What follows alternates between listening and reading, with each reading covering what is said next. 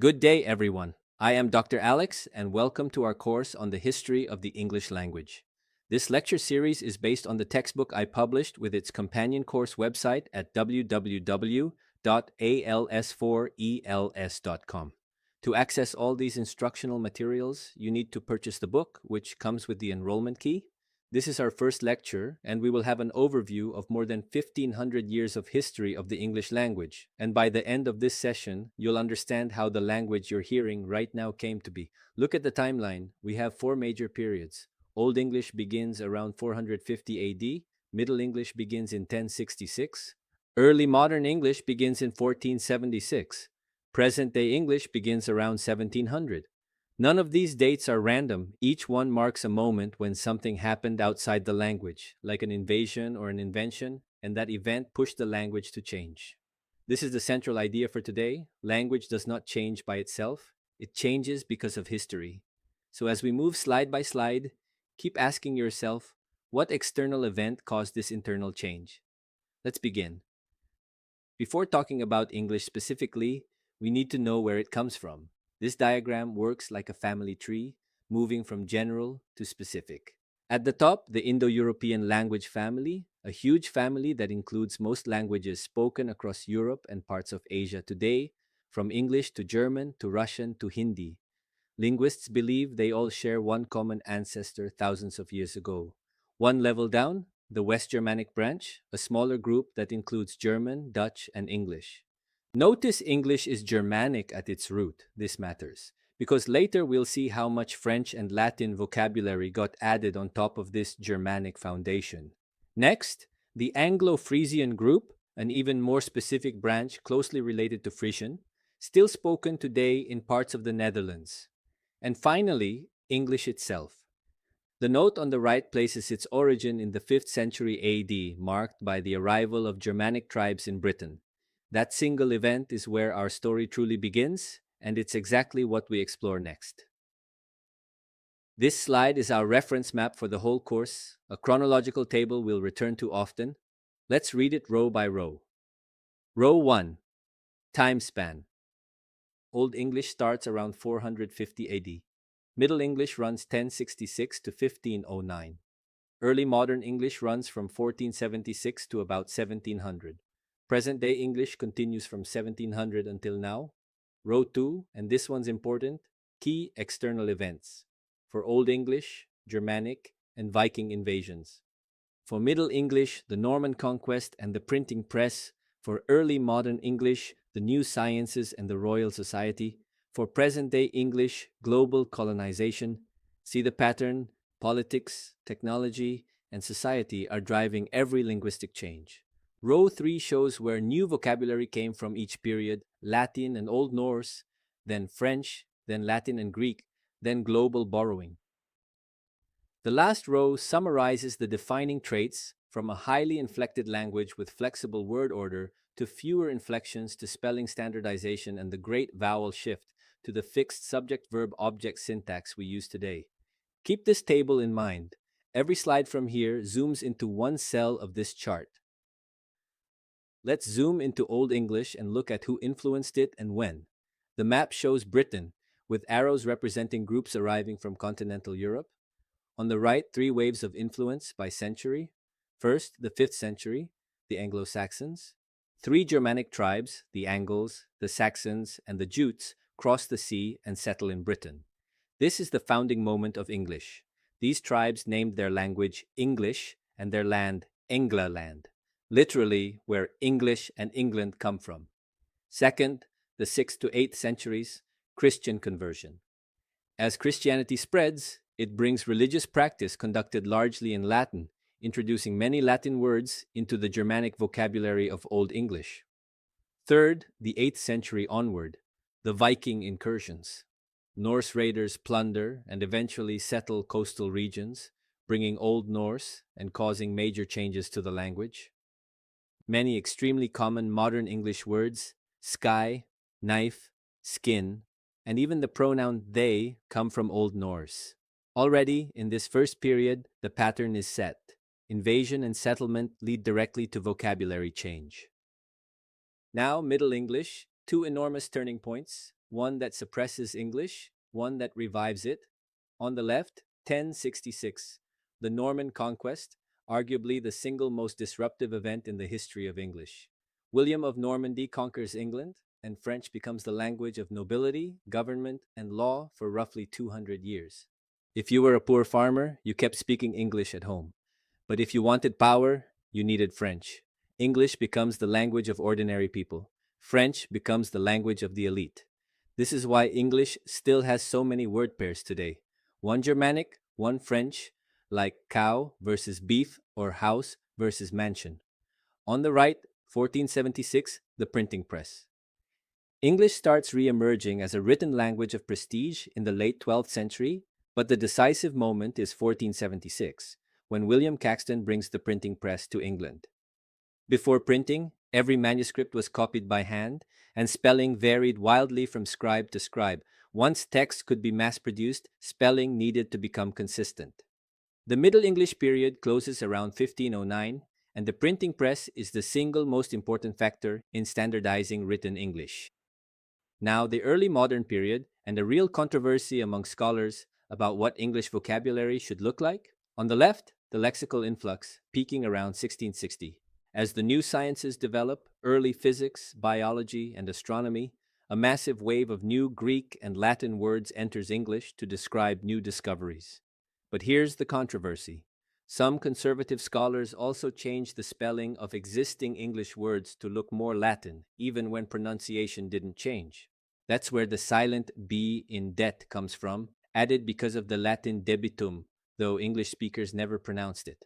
This gives us the terms in the orange box, hard words and inkhorn terms, critical labels for elaborate new Latinate vocabulary that many ordinary readers found difficult or pretentious.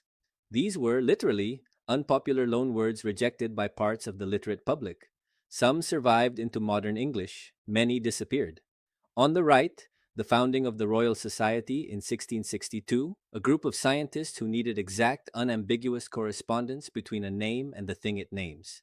That need for precision became a catalyst for a new, plain style of academic discourse, the ancestor of the clear, unornamented scientific English we still use today. We've arrived at present day English, and this slide shows the scale of what it became, a truly global language. Look at the numbers, more than 300 million native speakers, but more than 1.5 billion official users, as a second language in government, education, and business. That gap tells us something important. Most people using English today did not grow up speaking it at home. On the right, the expansion catalyst, global colonization after 1700. As the British Empire and later American influence expanded across the world, English was carried with it, establishing its position among world languages. A purely historical explanation for why English became dominant. At the bottom, internal linguistic stabilization, changes inside English's own grammar. First, the disappearance of second person forms like thou and thee from ordinary educated speech. We'll actually see these in a real poem soon. Second, the emergence of the auxiliary verb do, as in, do you like coffee? Which becomes fixed and universal and remains that way today. Now let's shift from history into structure, specifically phonology, the study of a language's sound system. This slide compares American English, Northern varieties, and British Received Pronunciation, or RP. American English here has 14 monophthongs, single, pure, vowel sounds where the tongue doesn't move, 3 diphthongs, vowel sounds where the tongue glides between two positions, and 24 consonants. British RP has 12 monophthongs, 8 diphthongs, and the same 24 consonants. RP is the dominant variety, with 44 phonemes total. American English is often preferred for teaching partly due to its resistance to the low back merger, a sound change where two once distinct vowels, like those in cot and caught, collapse into one. Many American varieties keep this distinction, which helps pronunciation teaching. The key takeaway at the bottom, consonants are nearly identical between American and British English. The real difference is almost entirely in the vowels. So when people say American and British English sound different, they usually mean the vowels, not the consonants. This slide introduces one of the most important structural changes in English history, The shift from a synthetic language to an analytic one. A synthetic language expresses grammar, like who does an action or when it happens, mainly through inflections, meaning suffixes attached to words. An analytic language expresses that same grammar mainly through separate words and fixed word order. The box at the top gives a perfect example. In Latin, the single word amabo means I will love, future tense, built into the verb ending. In English, we need three separate words I, will, and love. That's synthesis becoming analysis in one example. Now, the diagram below is the morphological step down. It traces the loss of noun cases, grammatical markers showing a noun's role, like subject or object, across English history. Step 0, original Indo-European, 5 cases. Step 1, Old English, 4 cases, as dative and instrumental merge. Step 2, still Old English, 3 cases, as nominative and accusative merge. Step 3, Middle English, just 2, the genitive, which survives today as the possessive S, and 1 general case for everything else. Step 4, Early Modern English, still 2 cases, very close to what we have now. This is why modern English relies so heavily on word order and prepositions instead of word endings. We lost almost all of our case system, so word order took over that job. This slide follows directly from the last one. Because inflections disappeared, word order had to step in to carry grammatical meaning. Top section, Old English had fluid word order. The diagram shows multiple valid arrangements, subject, verb, object, but also subject, object, verb, with arrows showing these elements could rotate. The note adds that objects could even appear at the very start of a sentence.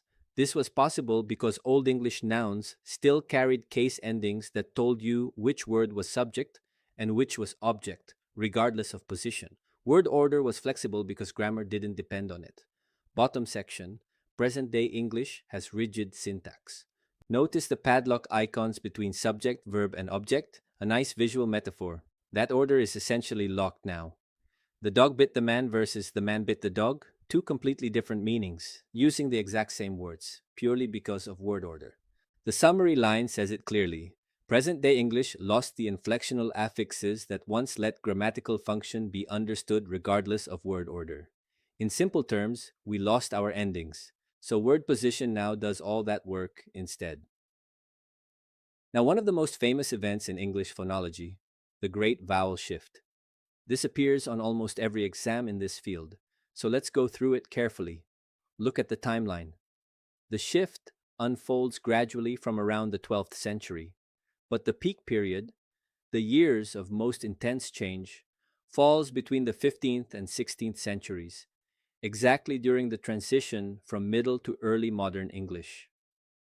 What happened? Long stressed vowels changed their places of articulation. The tongue and mouth position used to produce them shifted. This happened through several processes. Assimilation, where a sound becomes more similar to a neighboring one. Dissimilation, the opposite. Merger, where two sounds collapse into one. Split, where one sound divides into two. And loss, where a sound disappears entirely. Now, the box on the right explains a puzzle that confuses many learners. Why English spelling so often doesn't match pronunciation. And Old and Middle English were written using Latin alphabet values, each letter carrying its Latin sound. But the great vowel shift changed pronunciation dramatically while spelling stayed frozen. The example here, in Middle English, sheep was spelled with an E at its Latin value, IPAE, and after the shift, that sound evolved into what we now pronounce in the modern word shape. This mismatch between old spelling and new pronunciation is a major reason English spelling feels so irregular today. This slide moves from sounds to meaning, semantic change, how word meanings evolve over time. 4 major patterns here, and I want you to learn all 4, because they appear constantly in etymology. First, widening, top left. A word's meaning becomes broader. The Old English word brid originally meant specifically a young bird. Over time, it widened to include birds of any age, becoming our modern word bird. Second, narrowing, top right, the opposite. Meaning becomes more specific. The Old English word meat originally meant food in general. It narrowed until it referred only to animal flesh, its only meaning today. Third, semantic shift, bottom left, meaning changes to something quite different. The Old English knight simply meant a boy or a male youth. It shifted dramatically to mean a youthful gentleman soldier, our modern word knight. Fourth, figurative use, bottom right, a word gains a new meaning through analogy with the original. Crane originally meant the long necked bird. Because a construction crane also has a long extended arm resembling that neck, the same word was applied to the machine. Widening, narrowing, shift, and figurative extension, these four processes are the basic engines of vocabulary change, and you'll find examples of all four throughout the history of English. For our final slide, let's bring everything together and apply it to a real text, lines from Shakespeare's Sonnet 18, written in early modern English. Read the lines. Shall I compare thee to a summer's day? Thou art more lovely and more temperate. Rough winds do shake the darling buds of May, and often is his gold complexion dimmed, by chance or nature's changing course untrimmed. Let's connect this to the three categories on the right, exactly how a linguist reads a historical text, analytically, not just for enjoyment. First, morphological. Notice thee and thou, second person forms that have completely disappeared from ordinary present day English speech. This is a direct example of the internal stabilization we discussed back on slide 7. Second, phonological. To appreciate the rhymes here, day and may, dimmed and untrimmed, we can't read with modern pronunciation. We must analyze it through early modern pronunciation after the great vowel shift. Shakespeare's intended rhymes may have sounded slightly different from how we'd pronounce them today. Third, syntactic. Look at rough winds do shake the darling buds of May. Notice do before shake, an early example of the auxiliary do, the same feature from slide 7, solidifying as a standard part of English sentence structure. So in just 5 lines, we find direct evidence of morphological, phonological, and syntactic change. Everything we've studied today, alive in one historical text. That's the end of our overview of the evolution of the English language. Thank you, and I'll now open the floor for questions.